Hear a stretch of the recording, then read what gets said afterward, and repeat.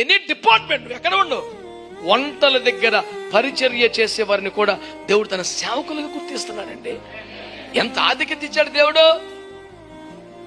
పరిచర్యలు చేసే అమాయకం అనుకుంటున్నారు చాలా మంది. లేదు లేదు లేదు, దావీదు గారు మాట్లాడుతూ ఏమన్నారు? యుద్ధమునకు పోవాడికి జీతం ఎంతో, సామాగ్రి వద్ద కావలివనోడికి అదే జీతం అంట. మామూలు సంగతేం కాదండి బాబు. ధైర్యవంతులుండు స్థలములోకి వెళ్ళి ముందు వరుస నిలబడి మొదటి బుల్లెట్ నాకే తగలాలని నుంచొని ఫైట్ చేస్తున్న వాడికి ఎంత శాలరీయో, ఆ సామాన్ల దగ్గర కాపురం సేమ్ శాలరీ అంట. వేదిక మీద వాడబడుతున్న వాడికి ఎంతో, వేదికని సిద్ధపరిచిన వాడికి అంతే. ఏం ఆషామాషి సంగతేం కాదండి ఇదే పరిచర్య అంటే. నువ్వే స్థానంలో పరిచర్య చేస్తున్నా.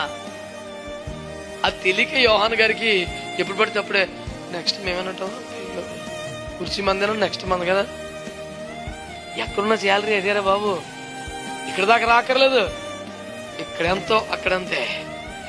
ఎవరికి ఏ డిపార్ట్మెంట్ ఇస్తే ఆ డిపార్ట్మెంట్ లో దేవుని కోసం నమ్మకంగా ఉండండి, దేవోత్సంగా వాడబడండి. దేవుడు మన చేతికి ఆయుధములు ఇచ్చే దేవుడు అన్నాడు. గట్టిగా ఆమేనండి.